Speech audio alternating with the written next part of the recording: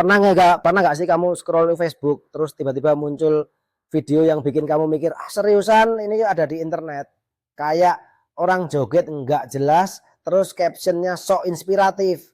Hahaha, iya banget. Kadang videonya tuh absurd banget, tapi malah punya jutaan views. Facebook sekarang tuh bukan tempat ngobrol sama teman, tapi tempat pamer kebodohan. Dan lucunya, banyak yang ngaku-ngaku konten kreator. Padahal isinya cuma joget pakai lagu trending. Udah gitu merasa selebgram. Jadi public figure cuma gara-gara goyang pinggul. Itu dia. Dan yang lebih parah, Facebook sekarang juga jadi sarang akun-akun aneh. Tiba-tiba ada DM dari orang nggak dikenal, kirim foto vulgar, atau tawarin judi online. Kesannya tuh udah kayak pasar gelap digital. Awalnya Facebook Pro tuh katanya mau bantu kreator dapat cuan kan. Tapi kenyataannya malah jadi tempat orang berlomba viral tanpa isi. Nggak ada lagi nilai edukatifnya. Iya, semua orang tiba-tiba jadi influencer dadakan. Bikin video hoax, tutorial palsu, atau prank nggak lucu. Asal bisa dapat views, ya dihajar aja. Dan yang bikin miris, algoritma Facebook justru mendukung konten absurd itu. Kenapa? Karena interaksinya tinggi. Padahal banyak interaksi itu karena ditertawakan, bukan karena bagus. Bener. Jadi bukan soal kualitas, tapi soal bikin heboh. Nggak heran motivasi orang bikin konten sekarang cuma buat validasi instan. Bukan buat berbagi nilai atau insight. Bahkan konten clickbait sekarang jadi industri sendiri. Judul bombastis, thumbnail sensual, semuanya dirancang buat narik klik, bukan buat kasih manfaat. Dan ketika kita klik, algoritma makin yakin kalau itu yang kita mau.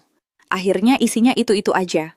Sensasi murahan, janji palsu, sampai promosi judi. Kelihatannya sepele, tapi efeknya gede. Kadang tuh ya, kolom komentar udah kayak sarang jebakan, link-link judi, bonus tipu-tipu, dan banyak orang yang akhirnya ketipu beneran. Uang raib, rasa aman juga hilang. Masalahnya bukan cuma teknis, tapi sosial juga. Karena kebodohan yang viral ini lama-lama jadi hal yang dianggap normal. Dan itu bahaya banget. Iya, kalau kita terus anggap hal bodoh itu sebagai hiburan biasa, kita bakal makin susah bedain mana yang bernilai dan mana yang cuma noise. Kita jadi konsumsi sampah digital tiap hari tanpa sadar. Dan yang ditonton hari ini bisa membentuk cara pikir kita besok. Jadi kalau hari-hari cuma disuguhi kebodohan, jangan heran kalau kita makin males mikir. Jadi sekarang pertanyaannya, Facebook ini masih media sosial atau udah berubah jadi tempat berkembang biaknya kebodohan massal? Atau malah udah jadi cermin dari apa yang kita pilih konsumsi tiap hari.